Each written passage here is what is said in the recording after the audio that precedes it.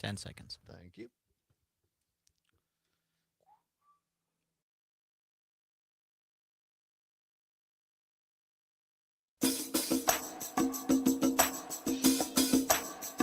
Live from the Civic Media World Headquarters in Madison, Wisconsin, it's the Todd Allbaugh Show.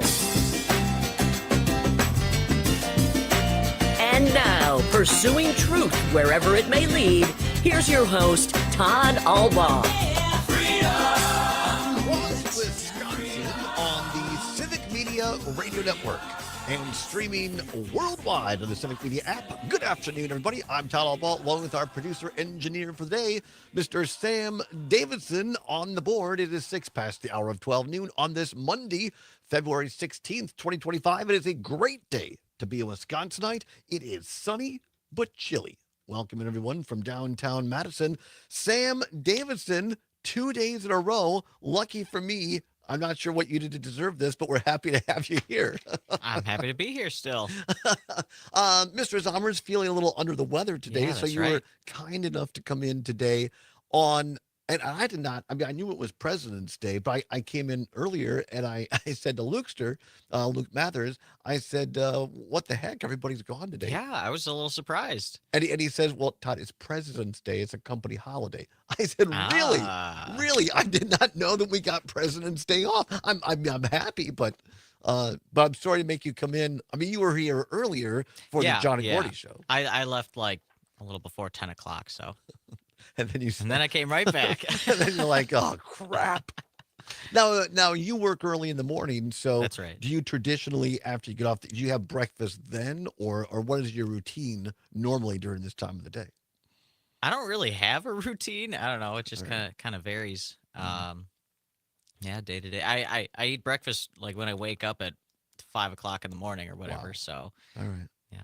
Well, I appreciate you coming in. Glad to have you here. And shout out to Mr. Zommers. Hopefully, he'll be feeling soon and back with us very soon. But always in the very capable hands of Mr. Davidson. So glad to have you along here on a Monday, and all of you as well. Big show today. Lots. It's gotten to the point now over the weekend, as I keep track of the news. I feel like we're not, of course. But I feel like if they wanted another hour or two, we could just go for like 3 or 4 hours, because there's so much going on. So we'll go through some of the headlines of the weekend, and then at the bottom of this hour, we're going to be talking a little bit about the spring election. Yes, that's right. Go to the polls tomorrow if you have not voted early already. Polls open at 7 a.m. tomorrow until 8 p.m. Biggest race on the ballot statewide is that of the state school superintendent.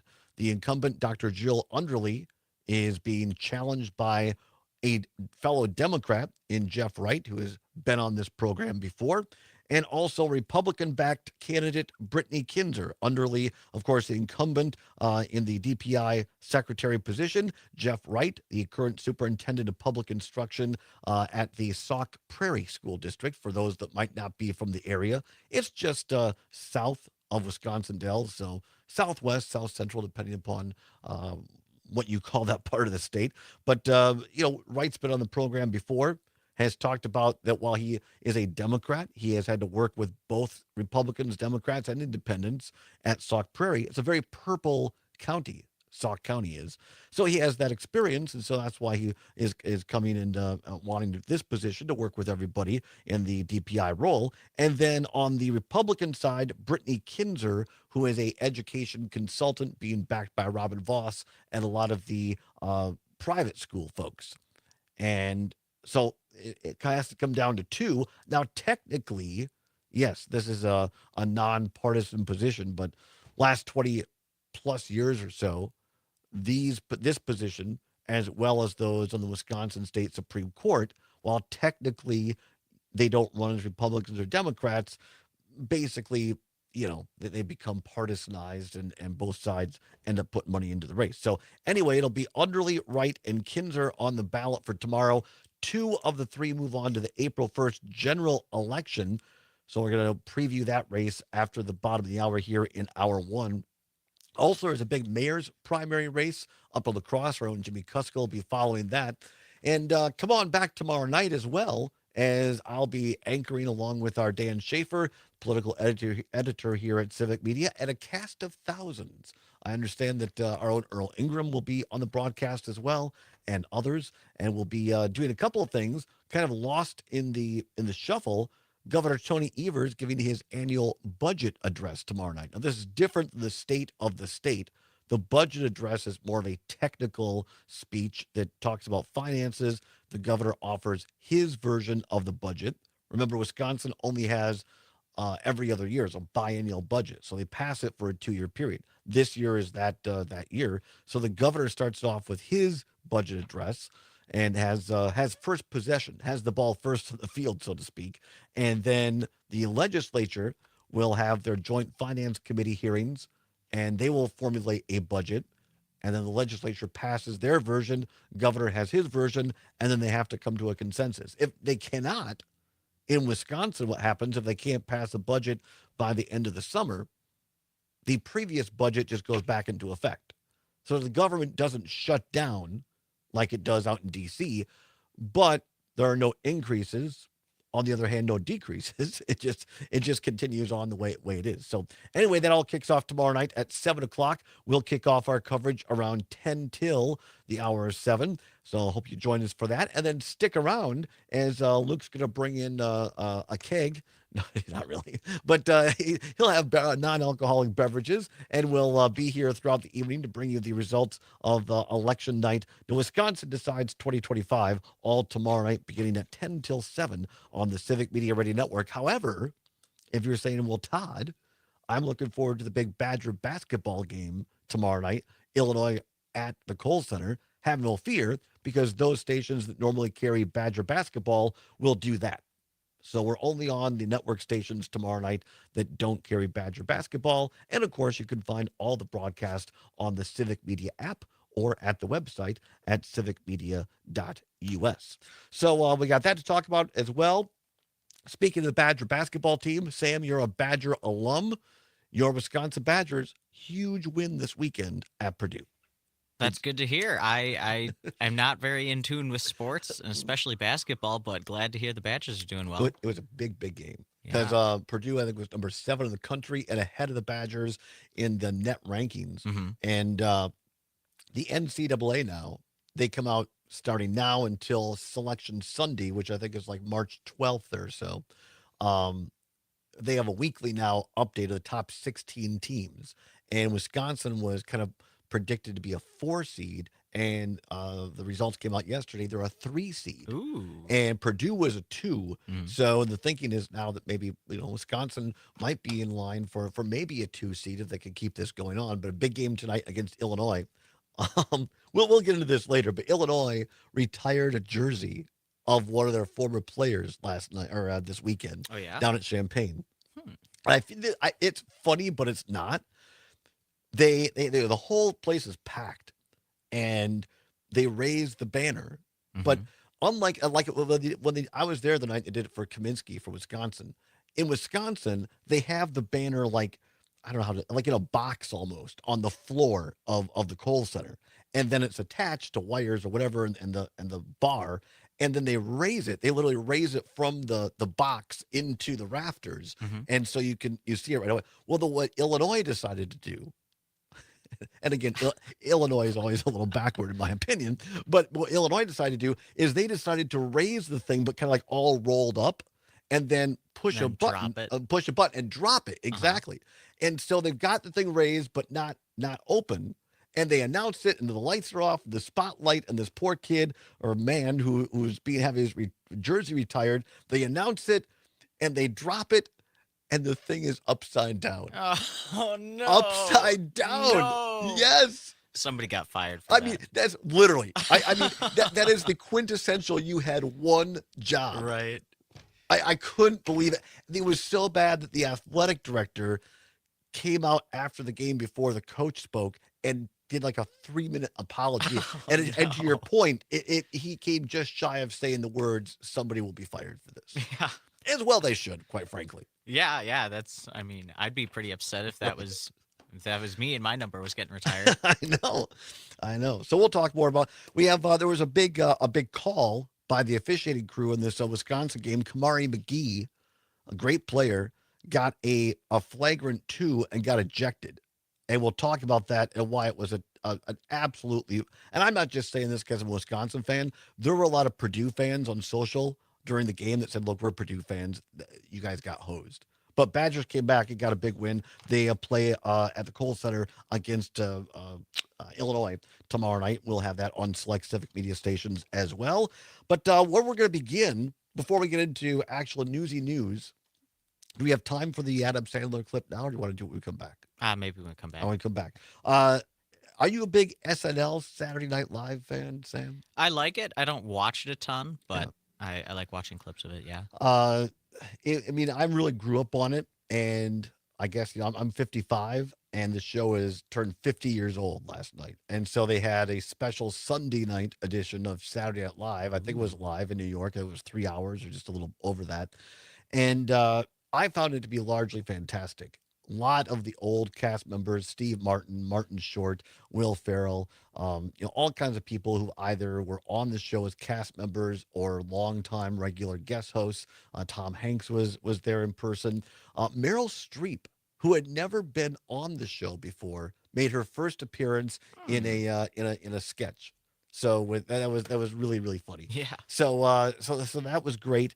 And then Jack Nicholson, great actor Hmm. who, of course, is essentially retired from acting, hasn't been in anything in years, and has kind of just decided to, which is his right, just to not be in public very much. There was Jack last night at the appearance in a kind of a beret and his trademark Yeah. sunglasses. Come out see the show. He came out to see it, and he introduced Adam Sandler, who of course was a longtime cast member, has come back as a guest host, and he's also a musician, Hmm.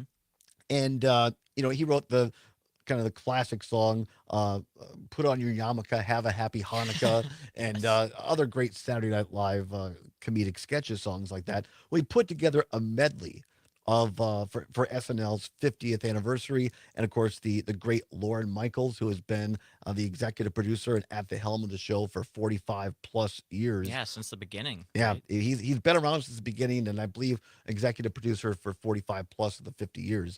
Who he really is SNL, and so Adam Sandler put together a medley. We're going to play a little bit of that when we come back. Also, here's some political news as well. Former National Republican Chairman Michael Steele giving Democrats something to chew on.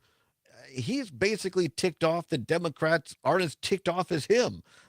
We'll bring you that cut from Michael Steele, giving Democrats a little advice. Also, former Republican David Brooks on Trump's purge of federal workers, your phone calls, and more. It's the Todd Allbaugh Show for a Monday, along with Sam on the Civic Media Radio Network.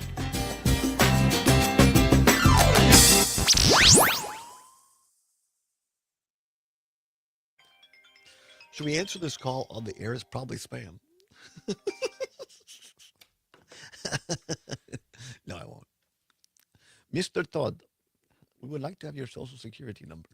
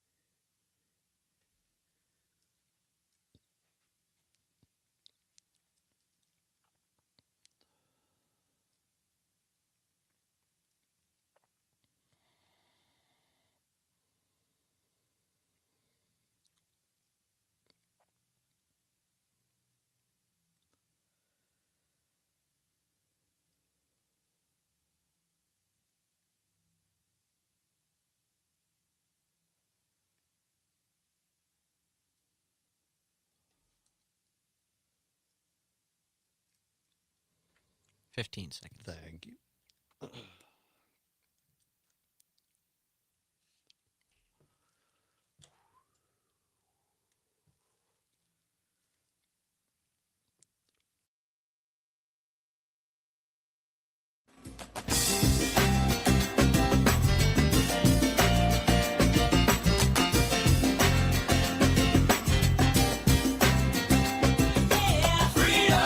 Pursuing truth wherever it may lead and having fun doing it. Welcome back to the Todd Allbaugh Show on the Civic Media Radio Network, along with Sam Davidson on the board, filling in for Mr. Zommers, who is off today. Be back soon. And 21 now, past the hour of 12 noon on this Monday, February 17th, 2025. Talk a little bit about, before we get into the serious news of the day, Saturday Night Live. NBC staple turned 50 years old over the weekend, a great star-studded 50th anniversary performance. Wanted to play you a little bit, and this is kind of halfway into this medley that was written by Adam Sandler, of course, a longtime cast member, a frequent guest host, you know, had Happy Gilmore and all kinds of other very successful movies over the years, still doing a great job. Came back last night. Here now is a little bit of Adam Sandler, who was introduced by Jack Nicholson last night at this event for SNL, and we'll pick it up just as he's about to start naming off some of those original cast members in this medley form for Saturday Night Live. 50 years of cast members saying I think our cast is the greatest of all time. But we all know that the first cast was the best. And because of them,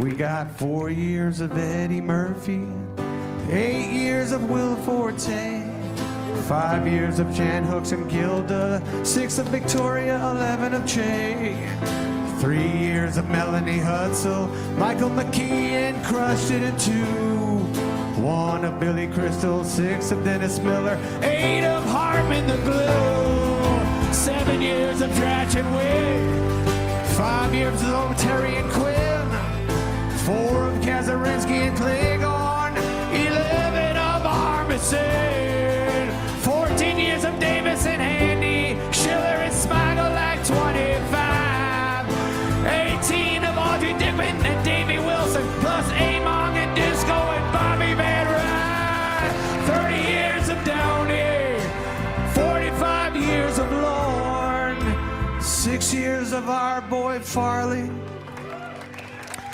5 of our buddy Norm, 50 years of one of us getting to say live from New York, it's Saturday night, 50 years of standing on home base, waving goodnight and goodbye, 50 years of the best times of our lives. Adam Sandler last night at Saturday Night Live's 50th anniversary. You see it while he was saying that part of it, Sam. All the video right behind him on the screen, and he was in front of the Saturday Night Live band, which Paul Schaefer, who was David Letterman's band leader for a long time. Paul Schaefer, one of his first gigs, was the band leader on Saturday Night Live. That's how Letterman, because Oh, no kidding. Letterman started on NBC, and Right. so Letterman kind of stole him from Saturday Night Live to come on late night. Yeah. And so Schaefer came back last night to basically conduct the band and That's the cool. orchestra. Yeah, but I mean, you saw all those people from Eddie Murphy to Chris Rock to Chris Farley, Madison, Wisconsin native. And it just, wow, the amount of talent that's gone through that show in 50 years is, It's a machine for the up and coming new actors and Yeah. actresses.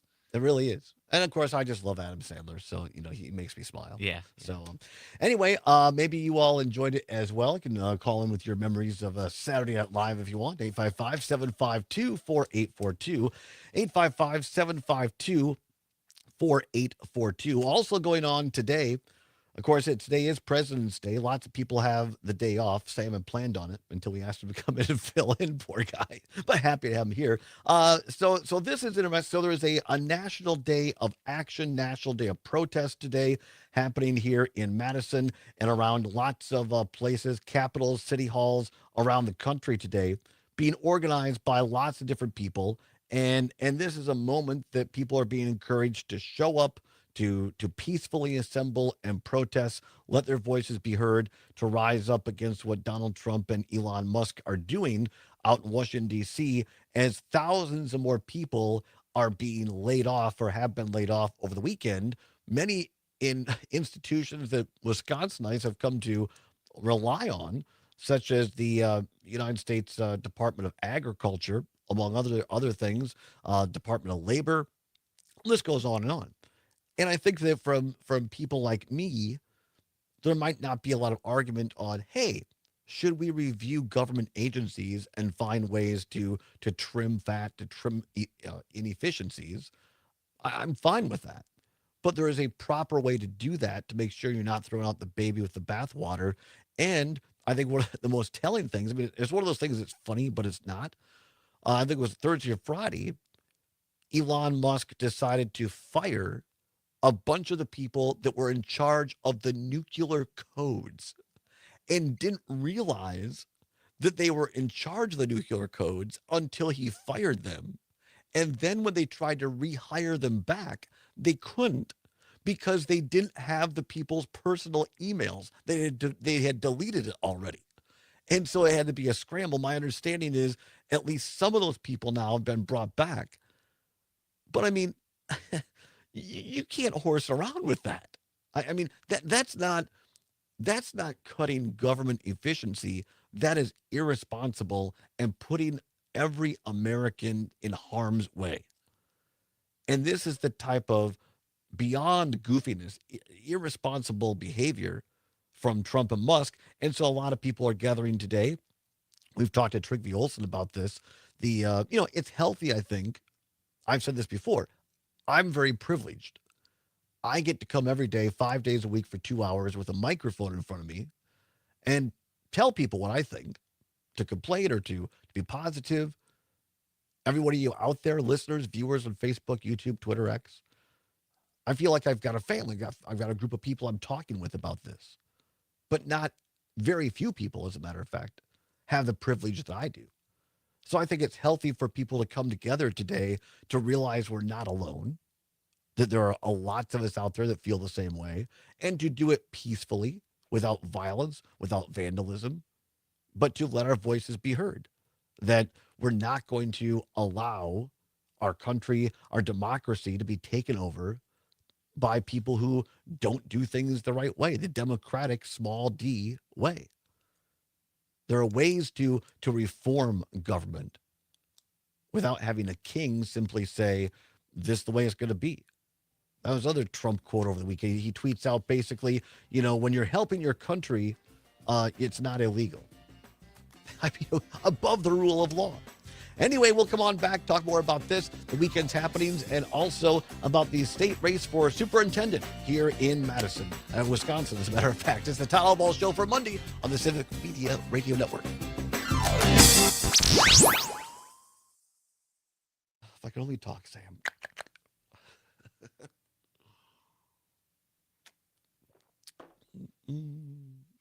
All right, I gotta find.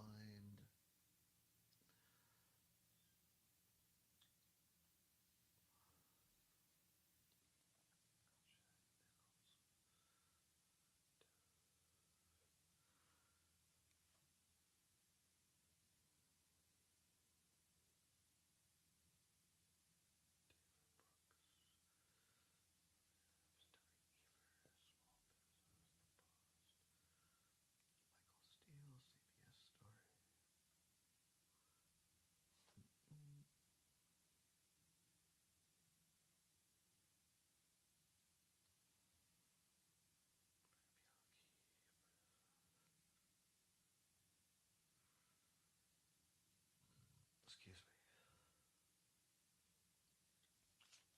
What the heck, Todd? All right, let's see if we can find this one last cut.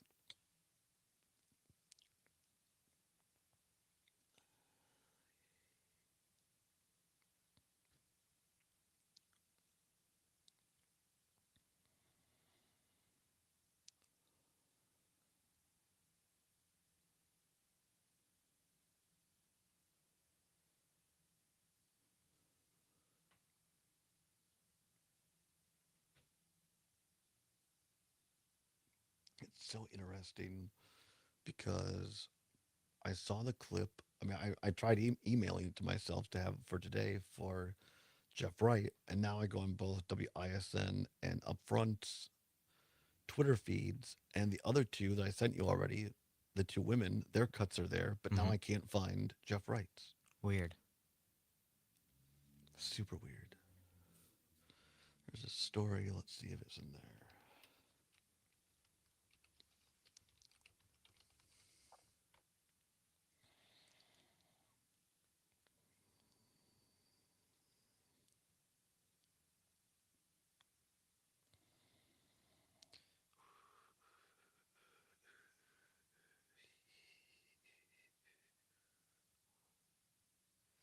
Come on, Todd. All right, here we go.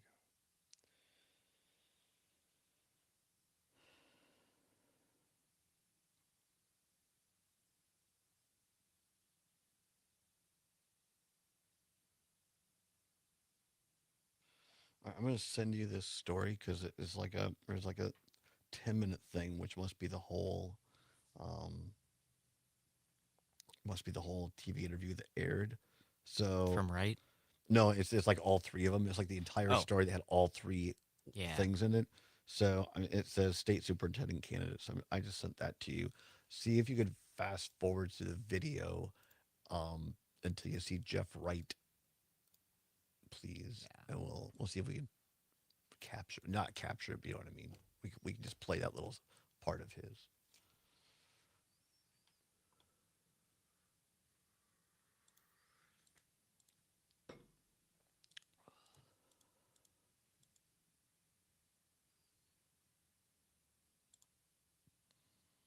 Well, he's getting outspent. Maybe that's why they decided not to show.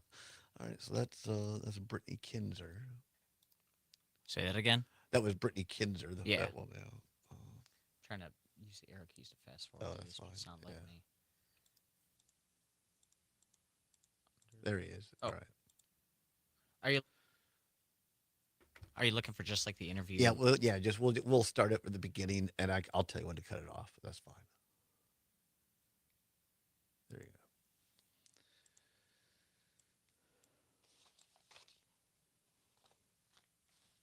Somewhere around there. Yeah, that's fine. I'll probably start with Underly, and then him. I saw And you have those ones separate and Yeah, tweets that you yeah, sent me? yeah. Okay. So we'll do the under one just called Underly first, and then we'll do that one of Right, and then we'll do the separate clip I sent you for Kinzer.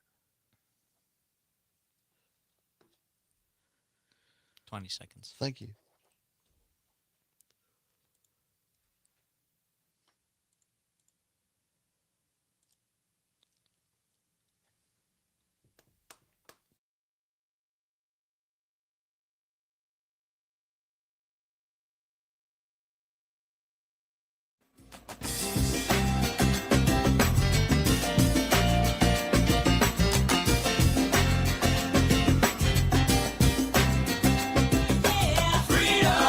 Pursuing the truth wherever it may lead and having fun doing it. Welcome back to the Allbaugh Show on the Civic Media Radio Network. 34 minutes now past the hour of 12 noon on this Monday, February 17th, 2025. Glad to have you along. Zomers has the day off. The great late, not the great late, good Lord. The great, wonderful, late, we don't want late.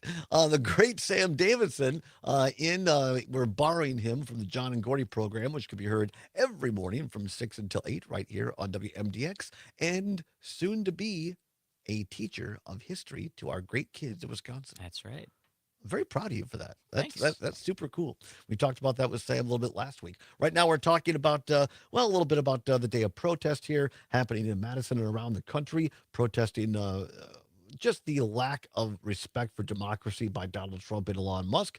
I encourage people, if you want to participate, to do so safely, without vandalism, without harm, but certainly exercise your right to peaceably assemble and have your voice heard. Also, go to get into previewing tomorrow's race. Yes, I know it's cold.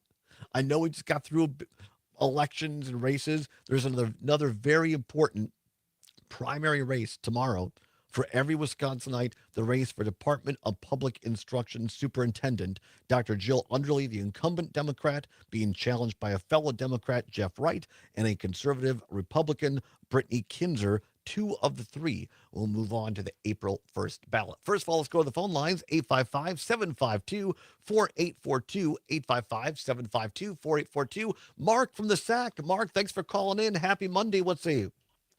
Happy Monday. Yeah, and as far as this corruption in government, that as somebody who worked for the state of Wisconsin and spent a good chunk of my career auditing, pre-auditing payments and then auditing, not a whole lot of. I didn't see a whole lot of waste. I didn't see a whole lot of fraud. I guess one of the big ones I noticed is that some of the communities weren't quite as scrupulous they should have been as obeying state bidding law, because that's old-fashioned corruption, awarding contracts to your friends and relatives. I can't say if it was relatives or not, but I did notice I couldn't pay out when they didn't follow state bidding law. And I know Scott Walker and Republicans kind of weakened state bidding law when he came into power. And then for the Republican school superintendent, I wonder if she's going to be as scrupulous in making sure that the private schools and the charter schools actually have to conform to the same standards as public schools, because that's the big beef I have with that. Unless you can just say, oh, they're so much better. Well, unless you're testing them, you're not doing the taxpayers any good, because from what I've heard, the outcomes are not any better in the private schools or in the charter schools as they are in the public schools. Right. No, I appreciate the call, Mark. You bring up a couple of great points. First of all, as someone who served in both the federal and state governments, I think you're absolutely right. In my personal opinion, I saw a lot more waste and opportunities for reform at the federal level than I saw at the state level. I think partly because it's just closer to home, and I think that Wisconsinites tend to be more sensible than people at the federal level. So I think you're absolutely right. I think that's an important distinction, and I appreciate you bringing that up, that there's much less waste and lack of efficiency in state government than there is at the federal government. Doesn't mean it doesn't exist, but just it's certainly to a lesser degree. Most federal employees and state employees, most federal and state workers, employees that I worked with over the years, most of them were just there because they wanted to help people, whether it was helping people with an income tax return or maybe a return that didn't get given to them. Maybe it was Department of Transportation helping a farmer who said, I have to have an access road here and to get my machinery in, to get my crops out. And because I had, a lot of agricultural people now, you're seeing farm families combine. So it's a lot less the man and woman and their 5 or 6 kids, and it's much more the brother and sister and cousin coming together to combine an LLC and farm together. That means they're actually buying more land, and it's more efficient for them to buy larger equipment. And so some of these little driveways you see go down into a field along a state road. Well, you can't fit the larger machinery on that access road anymore. And so they want to build an access road. And depending upon where they're at, the state says, well, that's off of a state road and we're not going to allow that, by the book. So they call their local legislator. And as a former legislative staffer, I would then call the executive assistant in Department of Transportation. They would work through this, and we'd find a way that we could make a waiver, an exception. Maybe the road had to be a quarter mile down the road to make it safer. Maybe DOT had to put some money to make a passageway around that. But you would find a way to do that. That doesn't happen by waving a magic wand. You have to have people there that A, know the law, and the B, will be advocates for the constituents, the people of Wisconsin, to finally get results. You could call it a bureaucracy if you want, but that's not inefficient. And I think that that's going to be the big surprise for a lot of folks when things that they rely upon, be it payments or services, simply don't happen anymore. And they say, well, I didn't want that. Well, no, of course you didn't.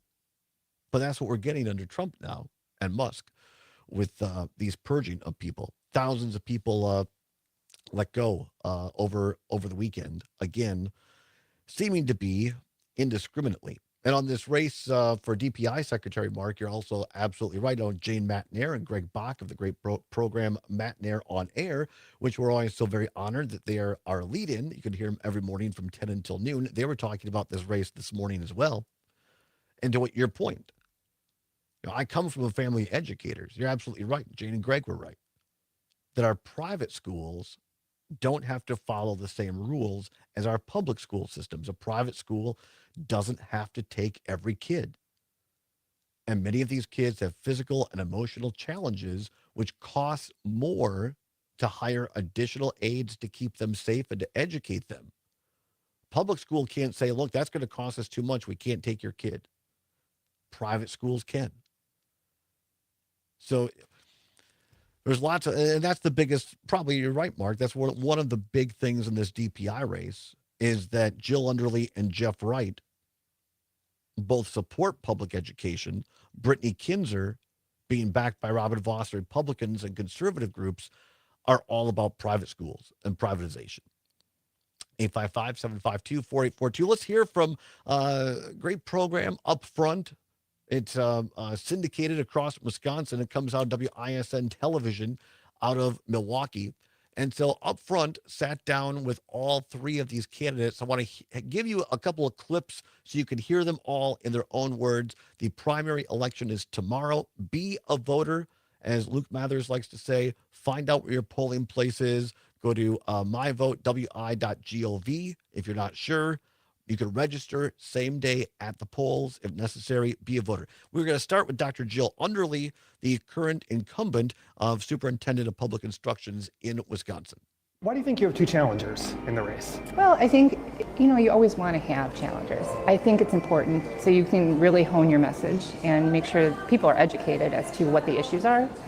But yeah, it's a primary, so I'm hopeful, people will get out the vote. The governor hasn't endorsed in this race. He hasn't endorsed you. Should anyone read into that? Not at all. He didn't endorse the last time either. When I ran in 2021, there was a 7-way primary. I came out on top. He didn't endorse then either. So I assume after this, I hope he does, but if he doesn't, I understand that too. It is a nonpartisan positioning for all. I'm curious, what is your lane in this primary to win? Is it trying to siphon votes from supporters of Jill Underly? Are you coming from the same batch of supporters, essentially? I think my lane is a lot of people that are directly connected to school. Sorry about that. Sorry, Sam, I messed up there. So this is, Todd was too poor to pay attention, as my former teacher, Ken Lewis, is fond of saying. He always used to say, remember, never be so poor that you can't pay attention. So that was Dr. Jill Underly, one of the two Democrats. And now the interviewer is Matt Smith from WISN's Upfront television program in Milwaukee. And now here is Jeff Wright, the superintendent of public instruction in Sauk Prairie in south central Wisconsin, with Matt Smith on Upfront. What is your lane in this primary to win? Is it trying to siphon votes from supporters of Jill Underly? Are you coming from the same batch of supporters, essentially? I think my lane is a lot of people that are directly connected to schools. And so I hope it's a nonpartisan lane. You're talking about working with Republicans. Of course. Republicans have the majority in both the Assembly and the Senate. We need to work with them. And I'm a superintendent in Sauk County, which is the most purple county in the entire state. And so I can't get anything done in that community without working with Republicans and Democrats, with faith leaders and business leaders. I get to bring them to the table all the time together. I've heard people say And now this is, that was Jeff Wright, the superintendent of Sauk Prairie. And so now this is the education advisor being backed by Republicans, Brittany Kinzer with Matt Smith on Upfront. I've heard people say you're the conservative candidate in this race. Is that a fair label to put on you? I feel like everyone's like, what label can we put on her? Because some people are like, no, she's this, she's that. I'm like, I'm for the kids, right? And so when I was a principal or a special ed teacher, when I was interviewed, no one ever asked me, well, are you a Democrat or Republican? No, it was, they interviewed me based off of my skills. If you want to put me in a box, I guess I'm a moderate, but my issue is improving education. And so I will work with anyone, and we have to work with anyone that wants to put kids first. That was on WISN's Upfront this weekend with Matt Smith. All three candidates there again, Dr. Underly, Jill Underly, the incumbent Democrat, Jeff Wright, one of the one of the two Democrats as well, Jeff Wright, the superintendent of public schools in Sauk Prairie, and then finally Brittany Kinzer, the conservative candidate there as well. Um, I just, for my money, look, I'm not making any outright endorsements here, but Jeff Wright has been on this program. He took time to come on. Really appreciate that. Um, I just like his message. I like his message of working together for our communities, because one of the things, having grown up in Southwest Wisconsin and spending a lot of time over the last couple of years taking this show on the road, if you go and talk to people in their, listen to people, that's a better way to put it. If you listen to people in their communities, very few, if any, people I encountered all over the state. And we were in South Milwaukee and we were in Amory. We were in Hayward and Richland Center. We were in New Glarus and we were in Green Bay. We were in Wausau and, of course, here in Madison. I didn't hear anybody tell me during all those travels, I think my public school really sucks. I think we should get rid of it. I wish we'd consolidate. I don't want to go to any school concerts. I don't want to watch our kids play football. I don't want to go to any forensics tournaments. Nobody said that to me. What I heard people say was, I think there's too much spending in Madison. I think we should be more frugal. I see that's what people say. It's always somebody else's school district. It's not mine. I want my school district to keep funded. And you know what? People put their vote where their mouths were, because while Donald Trump won, all of his numbers went up in every state except Door County, or every county except Door County. But what also happened in many of those same counties, local folks voted to raise their own taxes to support their local public school. So, as Tip O'Neill said, late great Speaker of the House, Democrat, all politics is local. If you make it local, you win. And that's what Jeff Wright is doing, is saying, look, as a local superintendent, I can't, yes, I'm a Democrat. I'm running, he ran for assembly as a Democrat. Technically, this is nonpartisan, but he's supported. By the way, Jeff Wright endorsed by the teachers. He's saying, look, I'm a Democrat, but I've learned through action, I have to work with everyone. Doesn't matter whether I'm voting for Harris or Trump. I have to work to make sure our public schools in Sauk Prairie work.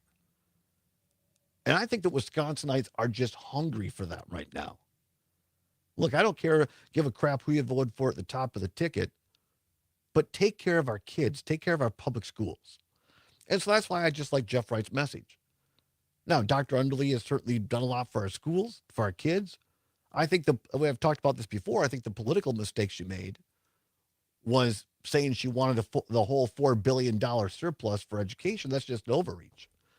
And she called out, again, Governor Evers over the weekend, saying that he misunderstood testing, which I find weird, because Governor Evers held the same position she does and was reelected 3 times to that. Back after this, more of the Todd Allbaugh Show on the Civic Media Radio Network.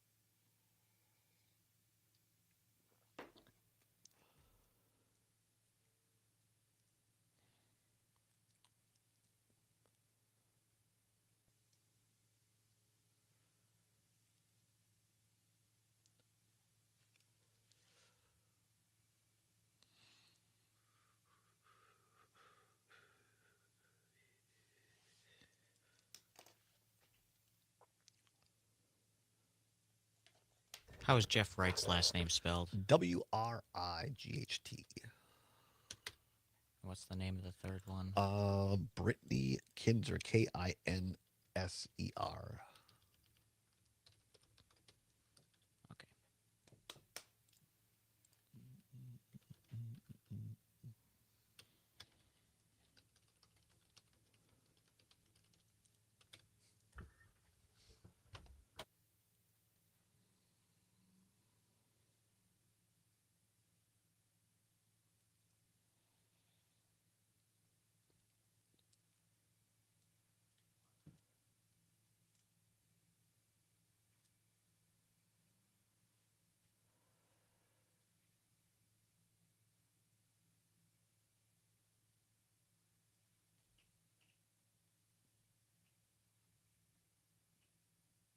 15 seconds. Thank you.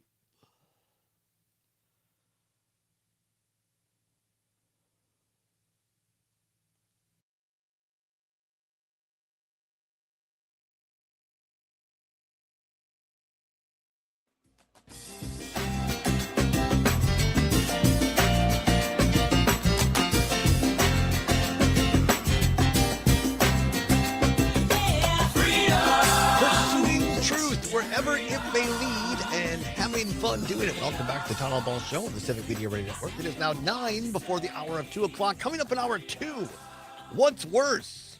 A post-Valentine edition. Now, if you were with us on Friday, Zommers was off, and Sam, who has a significant other, he had a big trip up north, and so you had a romantic evening with your girlfriend the week before. That's right. Yeah. What a guy.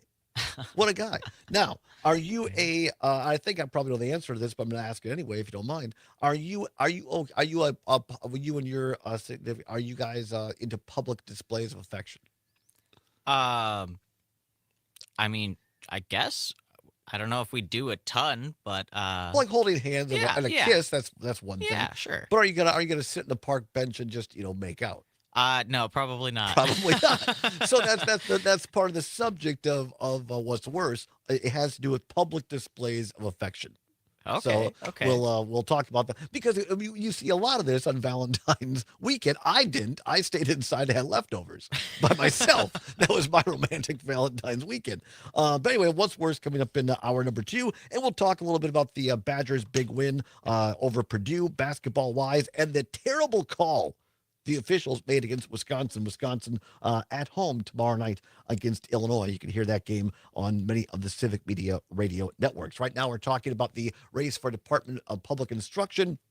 Coming up, yes, there's an election tomorrow on Tuesday, February 18th, the primary for Department of Public Instruction. Also, I talked a little bit earlier about I worked for both the federal and the state government, and I'd seen some waste in government, that it is there. And Tom, listening on WMDX in Jackson, says, hey, Todd, what waste did you see? Probably I'll give you the short version. I worked for former Congressman Scott Klug, who they created a bipartisan, they called it a gang of 7, Republicans, Democrats, and they looked at government waste. There used to be a House of Representatives post office. In other words, a post office that only served the House of Representatives. It was located in the Capitol. And so what Congress people would do of both parties is they would take their office expenditures, money, taxpayer money, to run their office. And they would have their staff go down and buy, say, $500 worth of stamps or $1,000 worth of stamps to send, quote unquote, constituent letters back home. Fine. Then they would take those stamps up. Then the Congress people, not everybody, but some, would say, you know what? We don't need those stamps anymore. Just take them back down and get cash for it. And then they would get cash, and these congressmen were taking taxpayer money and getting thousands of dollars off of it. Pretty good gig. So my former boss, Scott Klug, and get this, John Boehner was a freshman at the time, went on to be Speaker of the House, and a couple of Democrats, they introduced a bill. They got it through. Bill Clinton signed it, and they closed the House bank. And guys like Democrat Rostenkowski, I think it was Democrat of Illinois, got sent to prison over it. And so that's the type. I mean, there were and are problems in government. Don't get me wrong, but to throw the baby out with the bathwater, I just don't think it's right. 855-752-4842, 855-752-4842. Tom in L.A., out in Los Angeles. Tom, always a pleasure. What's the L.A. Tom, are you there? Did you say me? I'm sorry. No, it's fine. It's fine. You're up, my friend. I'm so sorry about that. No worries. Okay, so I am all for everything being audited, whether it's a private corporation or it's we the people government. What I'm not for is falling into this trap that the Republicans set, which is called waste, fraud, and abuse, when all they're doing is trying to get rid of we the people essential services, so therefore they can give Elon another tax break, or give Widow Hendricks another tax break. This is 100%. ridiculous. If you have some problems, like I said, I don't want us to fall into that trap of saying, "Oh yeah, there's waste, fraud, and abuse." Well, you know what? There isn't every private corporation. There isn't everything that's out there. There is, and the thing is, like with this stamp thing you were talking about, it doesn't sound like the program was the problem. It sounds like the people that were abusing the program was the problem. And I think that's part of it. I'm a small business owner, and I don't like it when things, when there's different types of regulations and things like that make things a little bit slower. But as I'm getting older, and as I'm understanding the government more, there is a purpose for it to be a little bit slower. Mm. And I'm starting to come around to that where I'm like going, all right, maybe it frustrates me, but maybe there's a reason behind it going slow. Right. And just like government goes slow because we have 3 branches of government. I mean, right now we only have one, but we have 3 branches of government. The whole idea is balance of power and to go make things go slowly. Right. So I would just really, really encourage people to not fall into the trap of just saying waste, fraud, and abuse, because yes, there is everywhere, but this is a totally different animal, because this is all about the billionaires getting a tax cut so they can offset the cost somehow and justify it to the American people that, hey, yeah, we're saving money here. But Right. no, you're not. You're basically doing a bank heist, and you're doing it right in front of us. To your point, Katie Sandlin, and she posted this on Twitter X over the weekend herself. She was formerly with the Education Outreach Specialist with the National Institute of Health. Her job included, I believe I'm saying this right, genomics, bioinformatics, insulin signaling, and web design. And she, along with 2,000 other National Institute of Health employees over the weekend, were told to clear out their offices. My sister has type 1 diabetes. More research on insulin, helping people understand how to use insulin, kind of life-saving stuff. But Trump threw them out. Great call, Tom. Appreciate it. Come on back. Hour number 2. What's worse? Are you into PDA? We'll explain on the other side.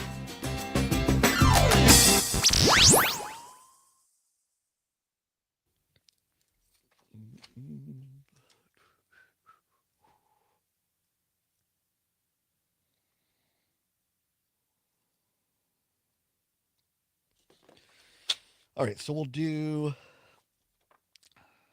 what's worse, and then I'll kind of work in the cuts on Kamari McGee and John Tanjay, and then it'll probably be after the bottom of the hour we'll revisit those cuts on Michael Steele and David Brooks.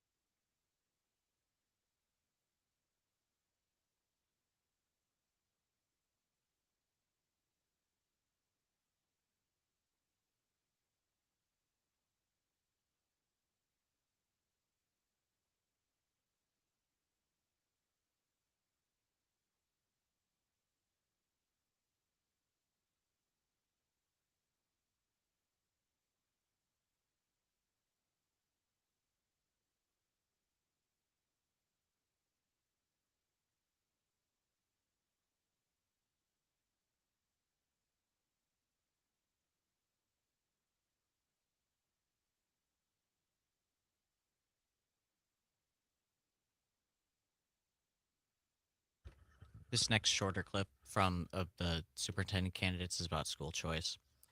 Yeah. Whoa, 5 seconds.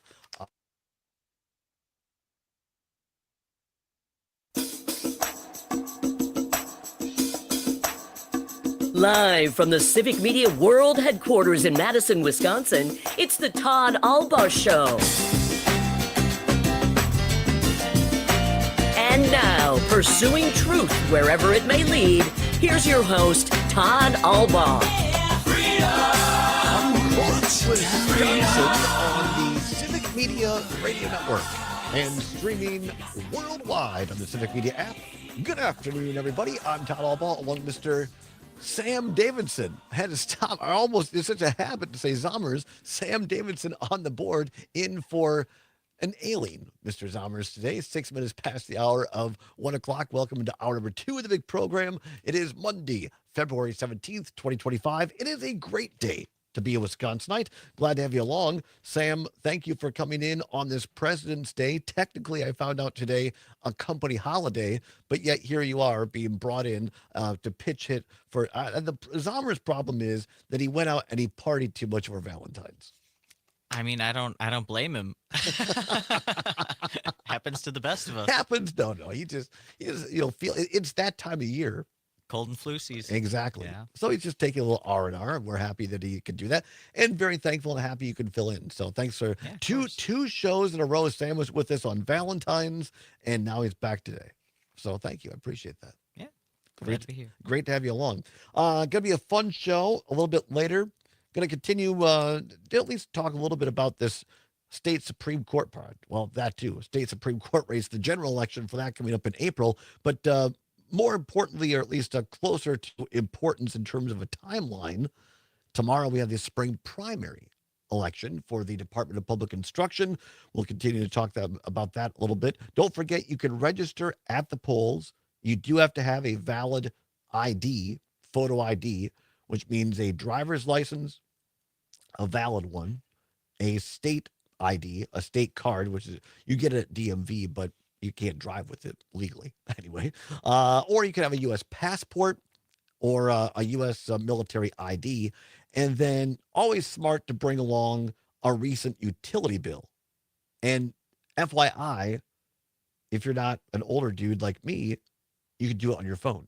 So I think, I got to bring my paper U.S. Cellular bill or MG&E bill. No. If you have that, so if you have an electronic phone bill or you can show your electronic bill for your utility or something on your phone, you can use that as well. And you can register same day at the polls, be a voter, have a plan to be a voter. If you don't know where to vote, maybe you're new to your neighborhood, go to myvote.wi.gov, myvote.wi.gov. Find out where to vote.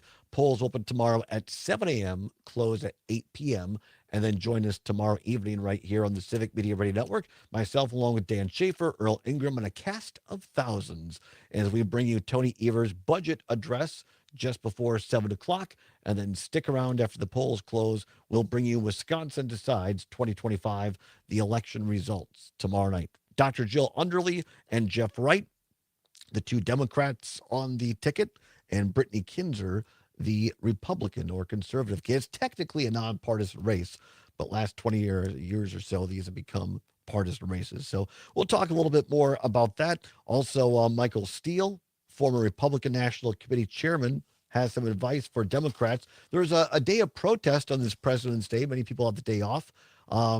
People are showing up. We saw earlier some folks. I've not seen a big crowd. We're about a block away from the state capitol, and we can't see directly up State Street here. Well, you know what? We have these Sam Davidson. I call it. You know this? I call it the Sam Davidson Street Cam because you set this up. So we should check out the Sam Davidson Street Cam, which is facing out on State Street at the intersection of State Street and Fairchild. Always fun to check and find out what's happening downtown Madison. Oh, wait a minute. It's not well adjusted right now. Hang on. You talk. It sounds a lot like my dating life. Not well adjusted. Right? You talk for a second, Sam. I'm gonna go over here. Take a look out on the road here as Todd moves the camera down to point at the street. Instead, it's correct now. You can see the road. Yeah. Thank you, Todd. That's good. Yes. Very good. All right, for those watching, yeah, that's not bad. There you go. So there's those watching on the YouTube, Twitter, Facebook, whatnot. You can see there are some hardy souls. I don't think we can say the word. They're pink kitty hats that they're wearing there as they cross the cross. That's what they call them, though. Kitty hats is one way to say it. Yes. Well, because I'm trying to keep us on the air. You're right. But those who wear them call them something else because it pertains to what Donald Trump said about women grabbing them by the kitty, and so they made these pink kitty hats. And I'm using the proper the word that I can use on the air. And so you saw some of those people walking there. So I'm assuming they were protesting, but not huge crowds. Maybe the cold weather is keeping people away a little bit, but there is a crowd here. So we encourage people to exercise your First Amendment right. Do so peacefully. Don't be destructive, certainly, or vandalizing, but demonstrate your rights. A lot of people say, look, we're not going to just stay here silent. And so we have protests happening all over the country today on this President's Day. So we'll see what Michael Steele, former Republican chair, says the Democrats should be doing. And we're also going to have from David Brooks, former conservative as well, on the purge happening over the weekend. And we're going to take a look at the big Wisconsin basketball game over the weekend as they beat Purdue. Huge game. New Associated Press poll out moments ago. Wisconsin just a bit outside, to use a euchre phrase, the top 10. They are now at the number 11 spot in the Associated Press. They will take on Illinois tomorrow at the Kohl Center. And you can hear that game across many of the Civic Media stations. You can also hear it for free on the Civic Media app. So all of that. But right now, Sam, 12 minutes past the hour of 1 o'clock. Time once again for What's Worse. Let's go. And of course, the choice is yours. You can get with this, or you can get with that. You can get with this, or you Time can once get with again that. for What's Worse. No prize money involved, nothing to give away, but it is your opportunity to be heard on statewide radio all across the state of Wisconsin. 11 stations. No better way to get your message out in all major media markets than right here on the Civic Media Radio Network. All right, this is timely, Sam. Timely indeed, as Mike Lucas likes to say. We were talking about you're a very nice guy. You're a romantic dude. You celebrated your girlfriend the week before Valentine's because you were going to be out of town. And we talked about this. Now, are you one to give a kiss, to hold hands to your girlfriend in a public place? You said, yeah, maybe we do that. Yeah. But now there are, Sure. it's called PDA, public displays of affection. I guess that's one of them. But some people take it a little too far. A little too far. Yeah. Do you remember? Go ahead. I first ran into this when I was in high school, and PDA was banned. Because, Really? yeah, you were not allowed to like hold hands or kiss your boyfriend or girlfriend if you had one. Really? Yeah, you couldn't do that. Not at all.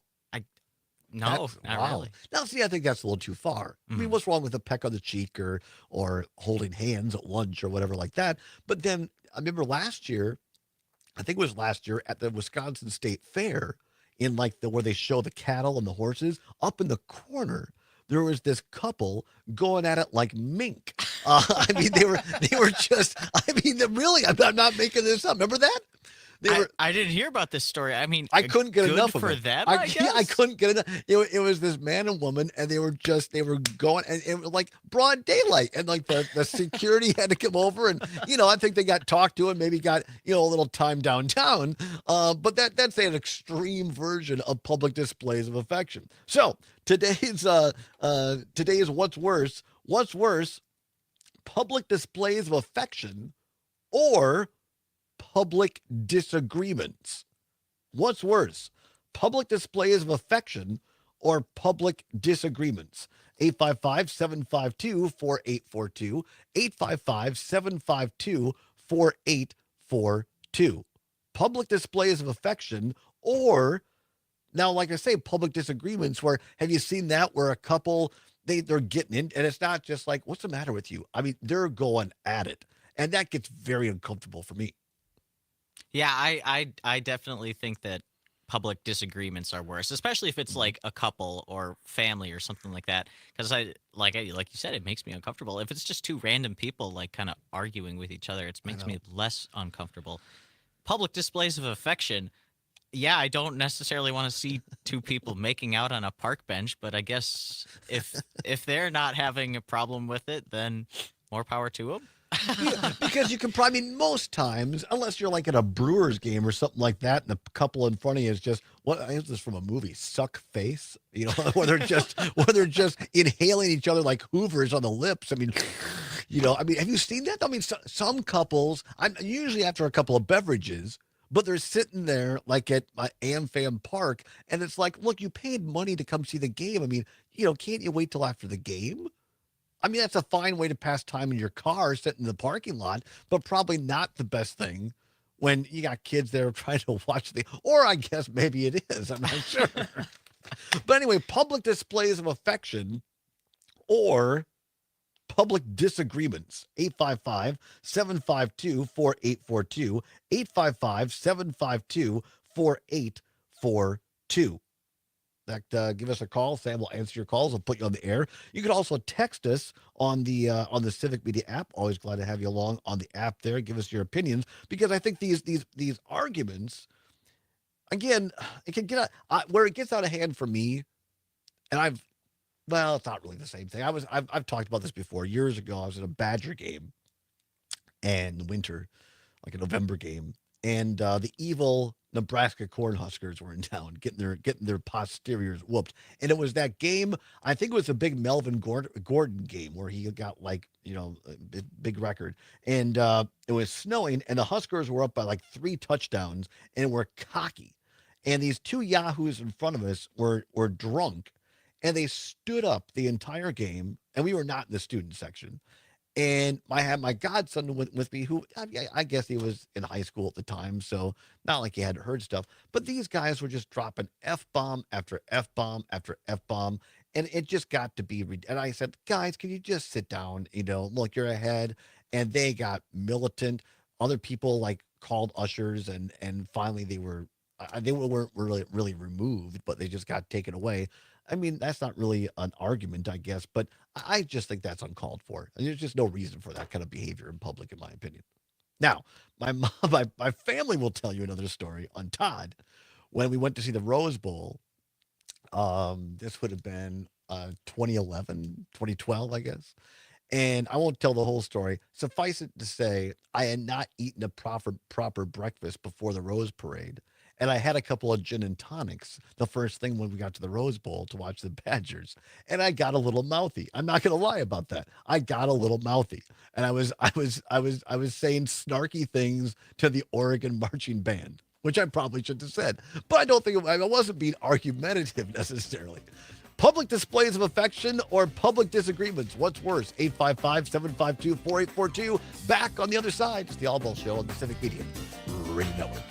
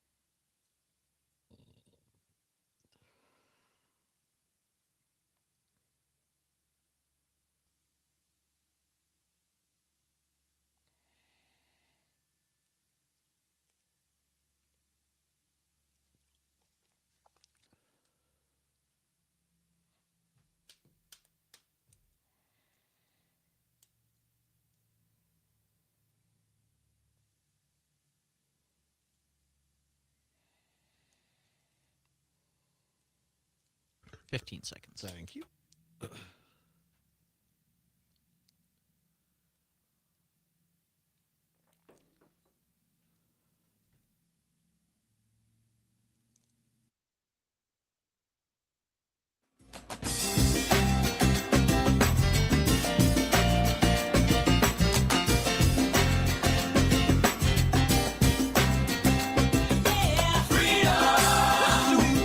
Wherever it may lead, and having fun doing it. Welcome back to the Allbaugh Show on the Civic Media Radio Network. 21 now, past the hour of 1 o'clock on this Monday, February 17th, 2025. Mr. Sam Davidson filling in the producer extraordinaire chair for Mr. Zommers, who is out today, doing a great job as always. Sam and I discussing the pertinent questions of the day. What's worse? Right in the middle of what's worse for today. This is after Valentine's weekend. What's worse, public displays of affection or public disagreements? 855-752-4842, 855-752-4842. What's worse, public displays of affection or public disagreements? Tom, L.A. Tom, watching on YouTube, says public displays of affection. He says, I think public displays of affection shows an immaturity in people. When I see two people arguing, I want to find out what the debate is so I can jump in. But do you really, L.A. Tom? I mean, what if it's like, I told you to pick up the lettuce before we left. Now, how are we going to have tacos? I told you to pick up the lettuce. Why do you never want to go grocery shopping? Oh, this isn't about me. This is about you. I mean, I don't want any part of that, Sam. I want no part of that kind of argument at all. It's sometimes fun to watch when it's a stupid issue like that. Oh, yeah. Sure. And some of those big arguments are over stupid stuff like lettuce. Right. But it just blows out of proportion. But yeah, I get it, L.A. If it's a political discussion, fine. But I'm talking about these large, uncomfortable displays or large, uncomfortable public disagreements where a couple or two people are just going at it. What about a public breakup?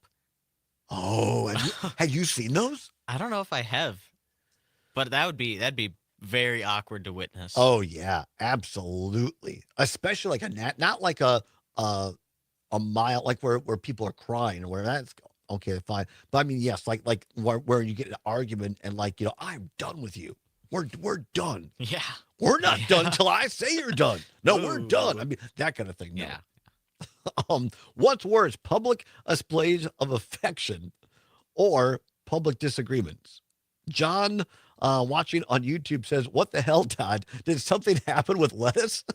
No, I'm just giving you an example of where it's a simple thing like I forgot to pick up the lettuce, and then, two people get in some big argument, and it's really not about the lettuce, of course, but it's some small thing like that just goes crazy. All right, Jeff Perry, our ongoing contributor and friend. Sam, can you click on that one because I can't see that one? Jeff Perry on Facebook says, worse are public arguments. PDA rarely devolves into gunplay. Well, that's a good point as well, right? Very true. Yeah, like think of the people who pull out a gun during road rage.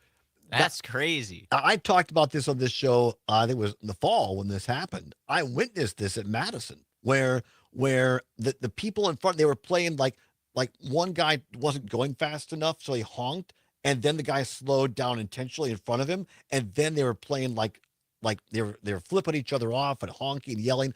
And so at one point, the guy in front kind of like slammed on his brakes, and the guy tailgated him, smashed him, and they both got out, and it was fisticuffs were on. Oh wow. Oh yeah. And then there was an ambulance nearby who saw this, and they started calling it in. I dialed 911 because I thought there was going to be a gun at any moment. And so then the guy who got hit, the guy that hit him, he takes off. So I follow him, and oh, seriously, yeah, until you're on the phone with the cops. Yeah, and then the cops finally got him. Oh wow! Now where was that at? East Washington. Jeez, wow. Yeah, just downtown, just this side of East Town Mall, and it ended like down by the Capitol. It was quite an afternoon, Sam. I mean, in my life, that constitutes excitement. What's worse, public displays of affection or public disagreements? 855-752-4842. Fred, listening on WMDX in Cottage Grove. Fred, what's worse, public displays of affection or public disagreements? Have you folks been following the hockey tournaments in between Canada and the United States? Yes, I haven't even got to that. Go ahead. No, what's worse is, man, they're beating up on each other for what? For why? I know. Sports is supposed to be to bring people together. So the quick version to catch people up, the two national teams competed in this tournament over the weekend in Canada.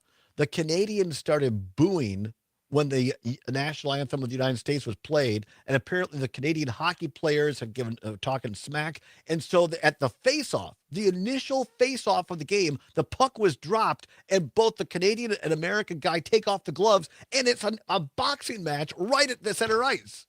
And this happens 3 times during the match. Yeah. United States went on to win like 3-1. 15 seconds. Yeah. I mean, it was crazy. Oh, God. Well, guys, stay warm. All right, thanks, Fred. I appreciate it. As they say, I went to a hockey match. I went to a boxing match, and ice hockey broke out. But I mean, that's just. I mean, that was just over the top. And yeah. Thank you, Fred, for bringing that one up. What else we got here off the text line? John says, or on YouTube, can you click on that one there? Once I was on East Washington and saw some road rage happen. And this other guy who was watching it happen too started following me as I left the scene. He says the jackass thought I had something to do with it. That is hilarious. Well written, John, Jed, John, whoever that is. That's hilarious. Tony, watching on YouTube, says he watched the U.S. Canadian hockey game, said it was a fantastic hockey game. I didn't watch it. I saw the fight highlights. I get it. Fighting is a part of the NHL or professional hockey, even college hockey. But I mean, what did the Americans think? When you have a Nimrod president like Trump who's attacking your country and trying to take it over, what do you expect Canadians to do? I mean, Canadians are nice, but they ain't that nice. But all right, I'm going to say that public disagreements are worse because, sometimes public displays of affection are just entertaining.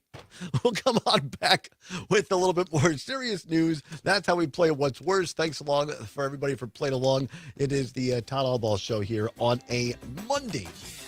Public displays of affection are one way to stay warm during these cold days of winter. Come on back right here on the Civic Media Radio Network.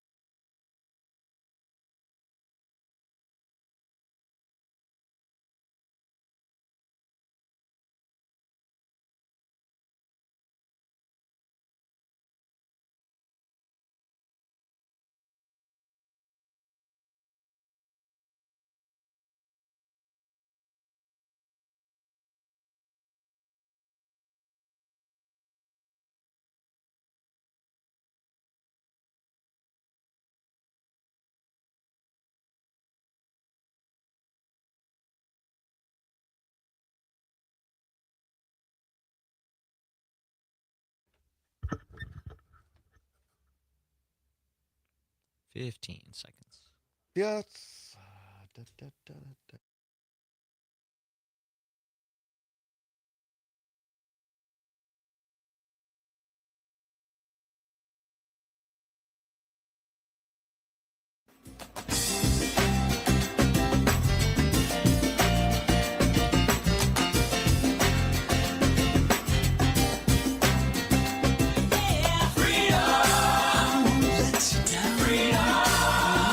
Pursuing truth wherever it may lead and having fun doing it. Welcome back to the Allbaugh Show on the Civic Media Radio Network. Was looking at a couple of things. Lots going on here on a Monday. Getting back to work, back to school. Some places off of school today because this is serious stuff. So extremely cold weather in much of Wisconsin. So going to be lots of cold warnings out for tonight. Some places tomorrow morning could be 25, 30 below zero with wind chills. So be aware of that. Bundle up. Do not mess around because you'll find out. Our skin can freeze in a matter of seconds. Exposed skin. So be careful of that. I got to bundle up myself, Sam. Sam Davidson in for the Zommers, who is off today. We're going up, taking the show on the road later this week. We're going to be up at Hayward on Thursday and Friday to cover the American Birkebeiner again. Exciting. It is. And Thursday, according to Darla, our station manager up there at WBZH, Buzz of the North in Hayward, our station there is right downtown, like a half a block from the actual finish line of the Birkebeiner. So on Thursday, we'll be doing the show from outside. So I have to take out my Baxter State parka and all kinds of other gear. Gotta bundle up. Yeah, we'll be right there at the racetrack on Thursday at the Birkebeiner doing the show outside. And then on Friday, we'll be in the cozy studios of WBZH up there. So that'll be a good time had by all up there in Hayward. So, but be careful out there, everybody, due to the weather. 36 past the hour. One of our great listeners giving us some great info. Again, tomorrow, voting time to vote. It is spring primary election day in Wisconsin. Big race for Department of Public Instruction. And yes, you need a photo ID, but here off of the website, the DOT website, an acceptable photo ID includes a Wisconsin Department of Transportation issued driver's license, even if your driving privileges have been revoked or suspended in Wisconsin. So as long as it's valid, as long as it hasn't expired, even if, say, you were caught, maybe, not that this has ever happened to Todd, but maybe you were in a beautiful city like Green Bay and you forgot to pay a parking ticket and your plates were suspended or your license was suspended, you can still vote. You can still vote, as it turns out. That's good. Yeah, so that's very good. Now, mine is fine, by the way, right now. Mine is fine. But so even if you have a suspended or revoked license, as long as it's valid, you can still use that. Your Wisconsin DOT issued driver's license does not need to be a real ID compliant. Of course, that's the new thing now. Later on this year, if you want to use it to go to Mexico or Canada, if they'll still let us in, you have to have to use it like as the ID to fly. Later on this year, you have to have a real ID, which you have to show your birth certificate and stuff to get that. But you do not need a real ID driver's license to vote tomorrow. You can just use a regular old Wisconsin driver's license as long as it's valid. So be aware of that. Before we get back to a couple of serious things, by the way, thanks for everybody who called in, texted in, and played What's Worse today, public displays of affection or public disagreement. That was a lot of fun, Sam. I enjoyed that immensely. Dave in New Berlin also said public disagreements are worse. I think that was kind of the general consensus, don't you? Len in Madison on MDX says such depends on the degree of escalation. Generally, I'd rather witness the public display of affection, but don't misunderstand me. Neither in escalation belongs in public. Tom in Jackson on WMDX says disagreements are worse. So that was a lot of fun. We'll play more What's Worse tomorrow. All right, so I wanted to talk quickly about this because the Badgers, Wisconsin Badger basketball team, is on a roll. You can hear them tomorrow night on select Civic Media stations and on the Civic Media app as they take on Illinois at the Kohl Center tomorrow. But they had this big game in Purdue. Purdue was ranked number 7 going into this. Now the Badgers are ranked ahead of them after this big win at Purdue at Mackey Arena, a place the Badgers have not won often. Really tough place to play in college basketball. But in the first half, Kamari McGee, one of the great players of Wisconsin, he was following a ball, was guarding the guy, following the ball, and he got screened basically. In my opinion, I think it should have been an illegal screen, and the officials called it that way. In other words, the defensive player for Purdue set up to block McGee or screen him, and McGee would just had his eye on the ball and following the ball, and all of a sudden he slams into this guy, slams into him. And the initial call was on Purdue, but then because McGee was kind of low on the floor following the ball, his arm, his elbow, inadvertently hit the Purdue player in the nether regions, as we say. And well, here's the call by Ian Eagle and Bill Rafferty on CBS. Here is the actual call from over the weekend. So they've sent each team to their respective bench areas. Nothing intentional here. Whoa. Again. The foul was called on Kaufman Wren. No, I know. That's why the crowd reacted, obviously. But here, I think they're seeing if there's any misgiving on where they were touched or hit. And this, again, is preparation. Go over the top. Don't let him get that opportunity to get a free look here.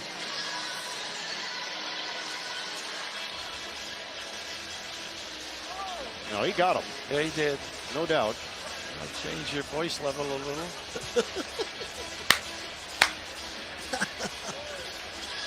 So that's what the officials are looking at right now. But as mentioned, it was a foul on Kaufman Wren on the screen. McGee got tied up trying to stick with Smith. On dribble handoffs, Bird, you So see anyway, they a go lot on more. and analyze this. So Bill Rafferty, I mean, the great Bill Rafferty, who, that'll change your voice a little bit. I'm sure very uncomfortable for the Purdue player, but there was nothing, if you watch that, there was nothing intentional about that on the part of Kamari McGee for the Badgers. And yet the officials on that play called a flagrant 2 foul, which meant that McGee got ejected from the game for that. And Purdue got 2 shots plus the ball. And a lot of people thought, well, that was the end. But no, the Badgers went in at halftime and rallied and came back and won. After the game, Badger basketball posted a picture of Kamari McGee in the middle with all of his teammates around him and said, Kamari, we have you for life. It was great. I mean, this is a team building type of thing. Here was the John Tonji, by the way, the great transfer into Wisconsin from Missouri, perhaps the best guy got in the portal in all of college basketball this year, is being looked at as a national player of the year. Here was Wisconsin's John Tonje after the big win at Purdue with CBS's Bill Rafferty.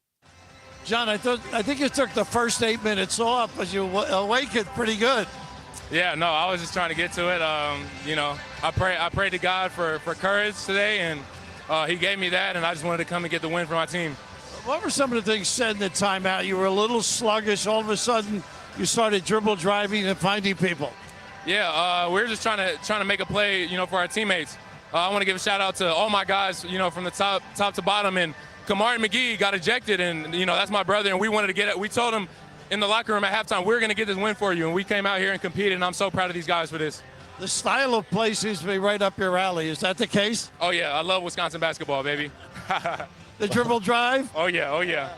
Congratulations, great effort. Yes, sir. Appreciate you. Tonje loves Wisconsin basketball. Let me tell you, Wisconsin basketball, Wisconsin fans love John Tonje. Really great player. Really excited for this team. Have a really good feeling about this team. Finally getting some national exposure. And Greg Gard, finally now being talked about this year. Guys on both ESPN's Game Day and CBS over the weekend saying that, Greg Gard should be considered in the running for National Coach of the Year. The Badgers were chosen by the media, the sports media, before the season started. They were chosen to finish the year tied for 12th. And right now, Wisconsin, I believe, now tied now with Michigan for 4th. Or not Michigan, Purdue for 4th. And they're within like 2 games. So it's Michigan, Michigan State, Purdue, and Wisconsin in the top 4 right now in the Big Ten. And they're all like a game and a half between each other. Michigan and Michigan State have to play each other twice. the Badgers go to East Lansing yet. So it should be a fun season down the stretch here for Wisconsin basketball. You can hear the game tomorrow against Illinois tomorrow night on select Civic Media stations. As Letterman likes to say, we hope that one of yours has been selected. Regardless, you can also hear it on the Civic Media app.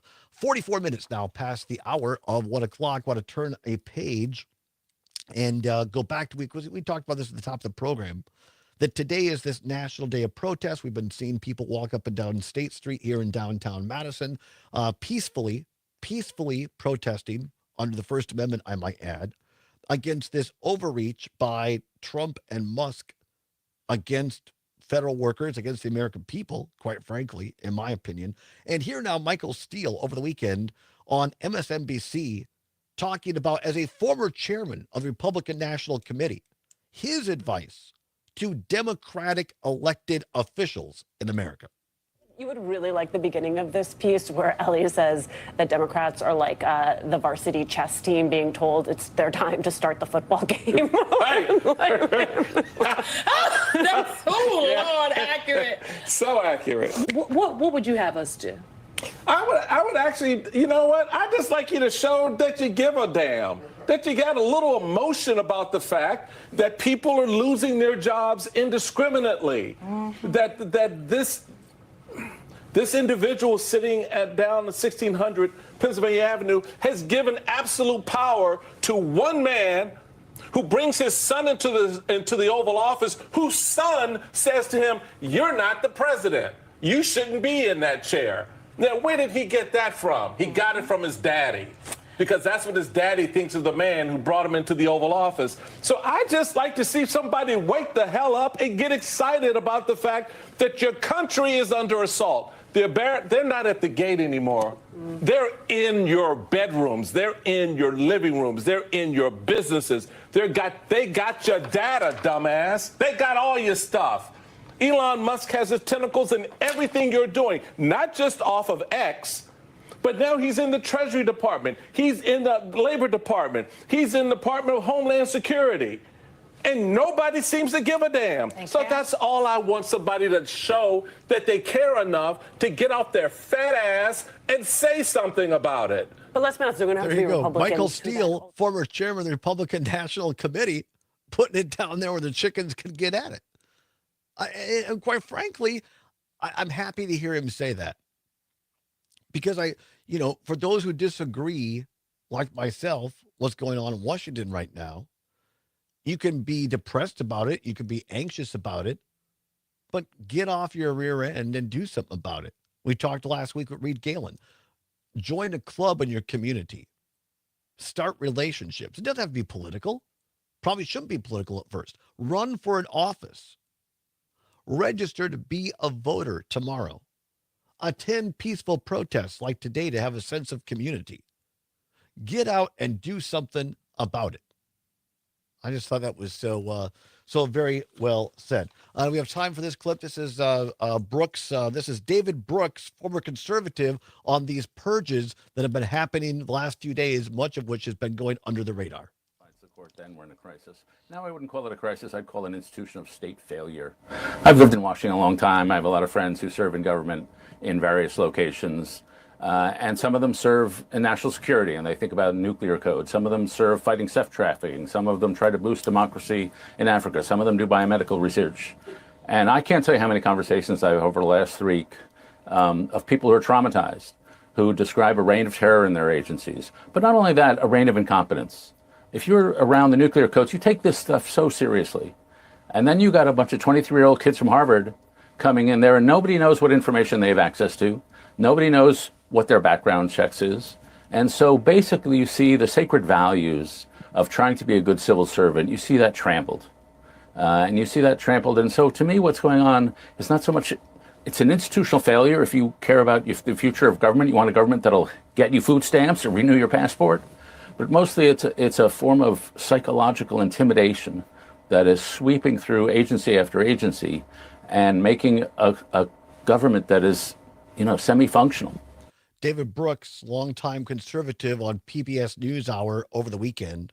This is not a big government type of guy, but he makes the point Things like nuclear codes, passports, Medicare.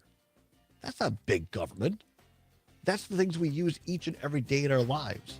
And Trump is putting fear into these institutions. Come on back. We'll wrap things up. Sam, Todd, Civic Media on the Civic Media Radio Network.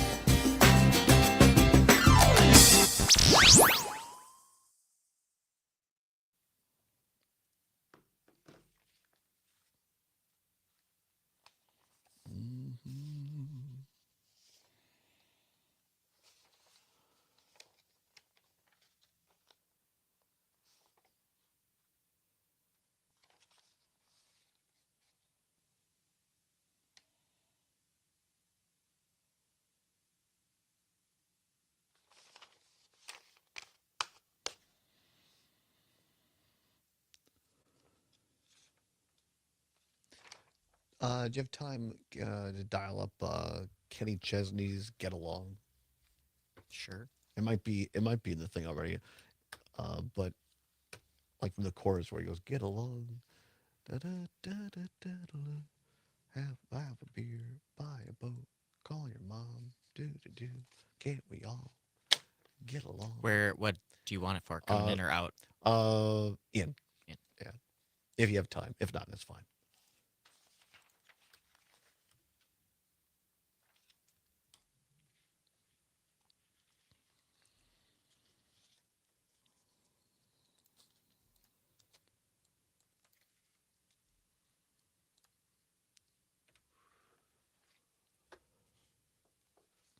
I got it. You're amazing, Sam. I'm serious. If you ever have yourself a show, get yourself a producer like Zommers and Sam, because they're both spectacular.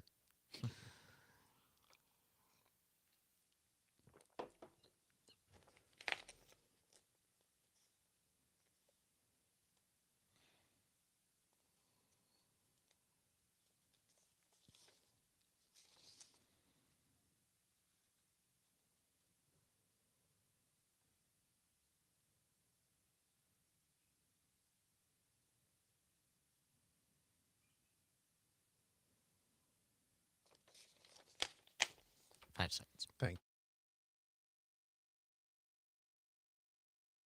Down the road, we got a long, long way to go. Scared to live, scared to die. We ain't perfect, but we try. Get along while we can. Always give love the upper hand. Paint a wall, learn to dance. Call your mom, buy a boat, drink a beer, sing a song, make a friend. Can't we all get along? A little Kenny Chesney for you on a Monday, February 17th. Can't we all just get along? By the way, Kenny Chesney is going to do a what do they call that? A residency out at the new Sphere in Vegas. So I'm petitioning Civic to send me out so I could do the show from the Sphere. Wouldn't that be fantastic? It's not going to happen, you understand? But wouldn't it be fantastic? But we can always try. We can always try. Great song, great artist, Kenny Chesney, Get Along. So here's what I asked Sam to dial that up, and thanks, Sam, for doing that. This National Day of Protest, I think it's a good day to talk about this. How many times in U.S. history have federal military troops been deployed on American streets against citizens? The answer, according to the website military.com, is 6. The Insurrection Act of 1807 and the Posse Comitatus Act of 1878 spell out 4 reasons for using U.S. troops on U.S. soil: natural disasters, terrorist attack, epidemic, and domestic violence. Now, we're not talking here about the use of National Guard troops to quell a civil unrest, all right? We're talking about active military. The United States Marines were used during the Civil War in New York City when people rioted in opposition to the first use of compulsory military service and wealthy people allowed to buy their way out of the draft. In Washington, D.C., during the Great Depression, soldiers with fixed bayonets marched in on World War I veterans, seeking to collect a small pension that was promised to them. In Detroit, during 1967's long, hot summer, active military were used to end race riots in Detroit and again in Newark, New Jersey. Soldiers were used in Washington, D.C. in 1968 to quell rioting after the assassination of the Reverend Dr. Martin Luther King Jr. And most recently, in 1992, Marines were used to end rioting that had begun when 4 white LA police officers were acquitted for assaulting black motorist Rodney King, despite a videotape showing the brutal beatings with batons. In 1992, Rodney King famously asked, quote, "Can't we all just get along?" unquote. In 2025, the question is, how many times will the military be used against citizens in the next few years? Conditions are ripe. A president with a revenge agenda, a secretary of defense with loyalty to a president above loyalty to the Constitution, petty, vindictive actions underway with intent to provoke civil unrest. Example, the Stonewall National Monument in New York City. The monument's website used the term LGBTQ+. The new administration has erased the TQ+. But let's back up. Stonewall in Greenwich Village was a well-known gathering place for gays and lesbians in the 1950s and 60s.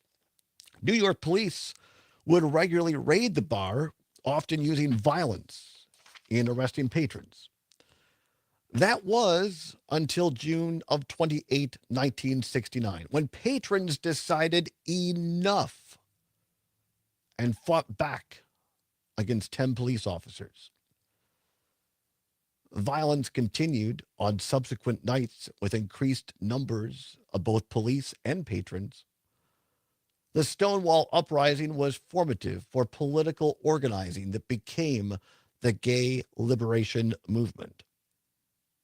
In 2016, President Barack Obama established the Stonewall National Monument, administered by the National Park Service. Last Friday, on Valentine's Day, protesters packed Christopher Park near the Stonewall Monument. The administration appears determined to provoke violence as a pretext to deploying the military against citizens.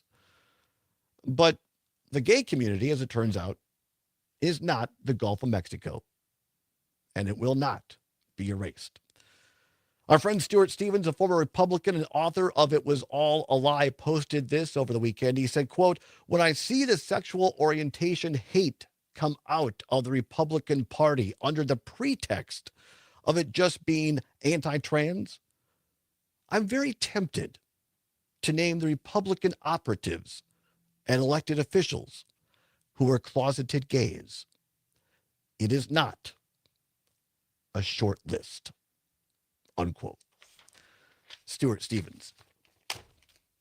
So, Sam, there's that. There's that. So there's that. So there's that. I just think it's good to be aware. And as a guy who's going to teach history to students, as our old friend Matt Flynn likes to say, you're not woke if you don't know history. You're not woke unless and until you know history. That's right. History can teach us a lot. So anyway, final thoughts there for a Monday. Sam, thank you very much for filling in for Zommers. We'll see if we can get him back to health. We're dispatching the civic media nurse, so that should be good. Send some chicken soup out to him. Make sure it's not any with H1N1 flu. Yeah, exactly. Stayed away from chicken for a little while and eggs. No, I'm just kidding. We hope he feels better, but thank you in all seriousness for filling in today. Stay tuned. Our friend Maggie Dawn is next, and then Dom Salvia, followed by Pete Schwaba, another great edition of Nightlight. Thanks to all of you for being here. Tomorrow, it's Tuesday Tangents with a well-rested and tanned Luke Mathers, and much more. We'll preview tomorrow's spring, or talk more about the spring election, and also the governor's budget address tomorrow night. Todd Allbaugh saying, whatever you're fighting for, whatever you believe in, do not give up. Keep banging your drum. See you tomorrow.